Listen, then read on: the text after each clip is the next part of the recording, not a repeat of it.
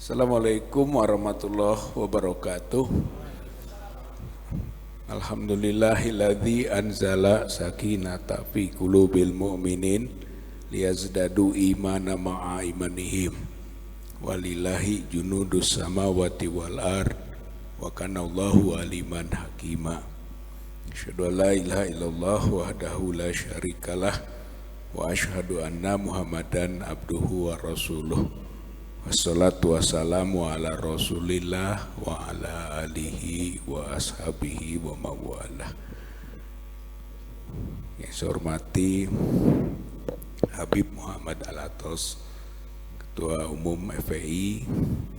Saya hormati Pak Kiai Haji Ahmad Sobri Lubis, Ketua Umum Persada 212, para habaib, ulama, kiai, asatid, asatizah, mujahid, mujahidah, rahimakumullah. Pertama, tentu saja kita mengokohkan tekad kita untuk terus berdakwah dan berjuang sampai Allah menetapkan kadarnya. Azan nih Pak, apa di skor satu? Hadirin jemaah rahimakumullah, lanjutkan. Yang pertama tentu saja tadi sudah diungkap, kemudian yang kedua tetap saya ingin menegaskan ayat Al-Quran yang disebutkan oleh Ustadz Badruddin Subki Kiai. Wala taqulu lima yuqtalu fi sabilillahi amwat bal ahya'u walakin la tash'urun.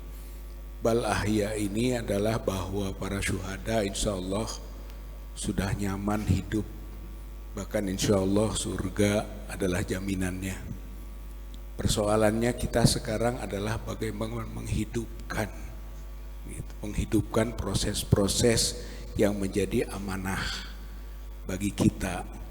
Innallaha ya'murukum an tu'adul amanati ila ahliha. Amanah, wa idza hakamtum bainan nas an tahkumu bil adl. Saya kira dua hal itu, amanah dan keadilan. Maka prosesnya bagaimana dimintakan adalah proses menghidupkan gitu, peristiwa kilometer 50 ini agar betul-betul amanah tertunaikan dan keadilan dapat ditegakkan. Nah, dalam kaitan ini ada sebetulnya 5 jalur untuk melakukan proses hukum itu. 1 jalur novum. Novum itu 1 jalur. Ini janji dari Kapolri Listio Sigit waktu di DPR yang menyatakan kalau ada novum kasus kilometer 50 dibuka kembali. Ini janji di DPR. Maka kaitan jalur novum ini kita melakukan gerakan menagih janji itu. Kenapa? Novum sudah ada. Sekurang-kurangnya 3.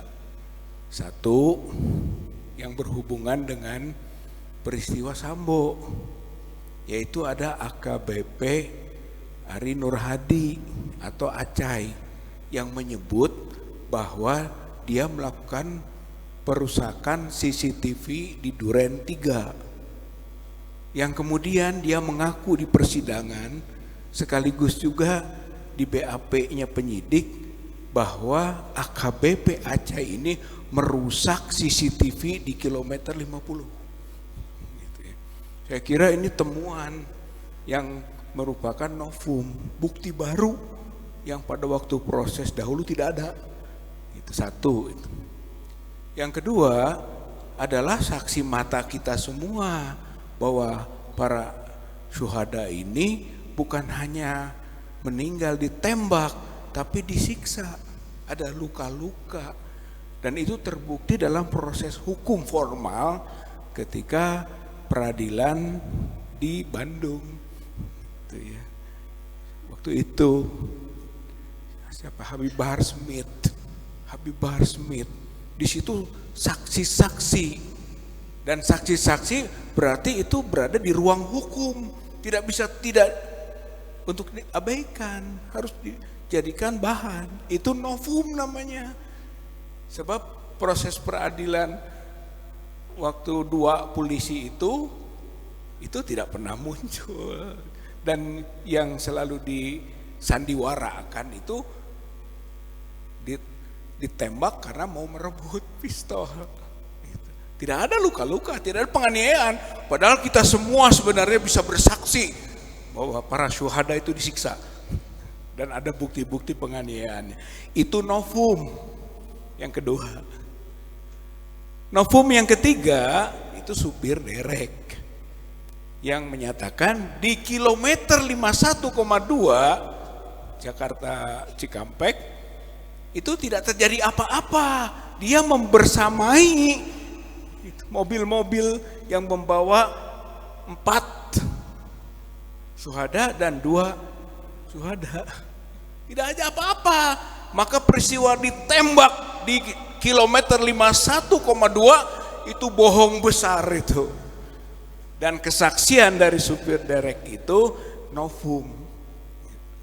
Jadi dengan pendekatan adanya novum, kita bisa memaksa bergerak untuk minta dibuka kembali kasus kilometer 50. Allahu Akbar. Itu jalur novum. Jalur kedua, jalur rekomendasi Komnas HAM. Rekomendasi Komnas HAM yang belum ditunaikan oleh penyidik, yaitu harus ada pendalaman dan penegakan hukum terhadap orang-orang yang berada di 2 mobil, yaitu mobil Avanza hitam B1739 PWQ dan mobil Avanza Silver 1278 KJD. Itu formal narasinya, harus didalami dan harus ditegakkan hukum. Orang-orang ini tidak ditunaikan oleh penyidik, padahal itu yang kemungkinan terlibat aktif membunuh dan menganiaya saudara-saudara kita para syuhada ini. Jadi kita mendesak agar rekomendasi ini dituntaskan, ditambah dengan 1 mobil Land Cruiser hitam yang menjadi komandan operasi lapangan. Itu pun sudah ada di dalam laporan Komnas HAM gitu. Jadi ini tagihan juga buat kita. Jalur kedua. Jalur ketiga, Komnas HAM itu lama. Sekarang ada Komnas HAM yang baru. Komnas HAM yang baru kita desak supaya bekerja untuk memeriksa kembali kasus kita, kasus kilometer 56. Tapi landasan hukumnya beda. Kalau dulu Komnas HAM lama itu Undang-Undang 39 tahun 1999 tentang HAM. Jadi peristiwa itu dianggap pelanggaran HAM biasa. Padahal kita semua tahu bahwa apa yang terjadi itu pelanggaran HAM berat. Dan kita sudah punya TP3 kan begitu, buku putih pelanggaran HAM berat lengkap itu. Bahkan mulai dari peristiwa 5 Desember di Megamendung ini, di Markas Syariah ini. IBHRS mengundang kita-kita gitu kan untuk menyampaikan tausiahnya, dan ternyata dari situ ada pemantau gitu kan, 3 orang intel yang kemudian berhasil oleh kita dikorek keterangannya. Rupanya mulainya dari situ. 5, 6, 7 peristiwanya. Maksudnya adalah bahwa ini pelanggaran HAM berat. Komnas HAM yang baru kita desak bersama juga untuk memulai lagi membongkar, membuka kasus kilometer 56 dengan dasar hukum Undang-Undang 26 tahun 2000 tentang pengadilan HAM, yaitu basisnya ini adalah pelanggaran HAM berat. Dulu pelanggaran HAM biasa. Ini ada sesuatu yang baru yang bisa kita lakukan sekarang. Desak Komnas HAM baru untuk melakukan kerjanya berdasarkan Undang-Undang 26 tahun 2000. Dan di situ akan lebih cepat. Komnas HAM bersama masyarakat. Ada itu di dalam undang-undangnya. Komnas HAM bersama masyarakat yang mewakilinya itu menjadi penyidik. Ini bedanya, penyidik. Jadi langsung ke Jaksa Agung.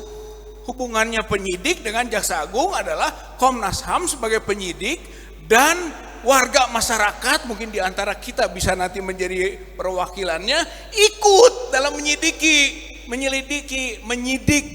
peristiwa ini. Ini bedanya. Kalau dulu yang menyidik hanya polisi dan bersandiwara tentang tersangka polisinya. Itu dulu. Sekarang kita desak, di mana nanti kita bisa terlibat gitu kan, bersama Komnas HAM tersebut. Itu jalur Komnas HAM baru. Yang keempat, ini jalur internasional. Dulu pernah juga dilaporkan ke International Criminal Court Den Haag, ICC. Kemudian pernah juga kita laporkan ke Komite Against Torture, yaitu komisi melawan atau anti penyiksaan. Indonesia anggota CAT, Komite Against Torture. Bisa kita masuk dari jalur penyiksaan. Tapi kita tidak menjadi anggota ICC karena kita tidak menandatangani Statuta Roma, International Criminal Court. Tapi jangan lupa ada peristiwa baru yang menarik ini. Netanyahu disuruh ditangkap oleh ICC. Padahal Israel bukan anggota ICC. Tuh, bisa tuh. Gitu. Maka kita juga nanti minta ICC untuk memerintahkan penangkapan Jokowi. Dan lain-lain. Ada Tito, ada Budi Gunawan, gitu kan. Ada Dudung, Abdurrahman, ada Fadil Imran. Itu semua orang-orang terlibat semua dalam penganiayaan dan pembunuhan kilometer 50. Saudara-saudara kita. Gitu ya. Lewat ICC bisa. Itu jalur internasional. Kalau dulu pernah kita laporkan, mari kita perbaharui sekarang. Kita perbaharui lagi pengaduan internasional ini. Sekurang-kurangnya untuk CAT insya Allah bisa. ICC juga dengan desakan yang kuat insya Allah bisa. Jalur internasional.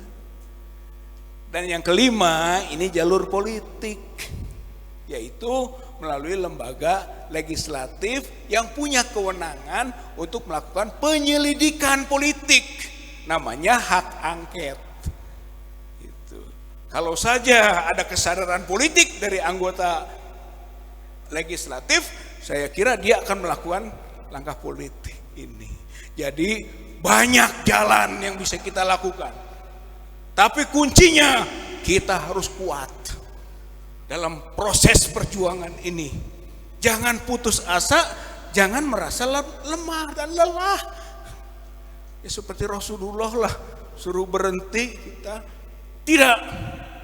Wallahi ya ami la wada'u syamsa fi yamini wal qamara fi yasari ala atraka hadzal amra ma fa'altu hatta yudhirahullah au ahlika dunah. Sampai Allah memenangkan agama ini atau aku hancur. Wallahi ya ami, demi Allah pamanku, seandainya matahari di tangan kananku, rembulan di tangan kiriku, agar aku berhenti dakwah dan berjuang menegakkan kebenaran keadilan, ma fa'altu, tidak akan aku lakukan. Saya kira spirit ini yang kita bangun. Insya Allah akan ada titik terang. Allah akan menolong para pejuangnya. Dan kita semua ikut dalam rangka perjuangan itu. Masuk surga. Saudara kita sudah masuk surga. Tinggal kita ikut masuk surga. Innallaha yadkhulu bisahmil wahid salasah nafaril jannah soni'ahu yahtasibu fi sunatil khair wa rami bihi wal mumidda bihi. 3 golongan masuk surga gara-gara 1 anak panah, yaitu yang membuatnya dan yang membuatnya itu tahu itu baik, khair. Dan yang kedua wa rami bihi, yang memanahnya. Dan yang ketiga yang membantu semua prosesnya. Insya Allah kita bagian dari mereka yang dijamin bersama-sama masuk surga Jannatul Naim. Terima kasih. Nasru minallah wa fathun qarib wa basyiril mu'minin. Wassalamualaikum warahmatullahi wabarakatuh.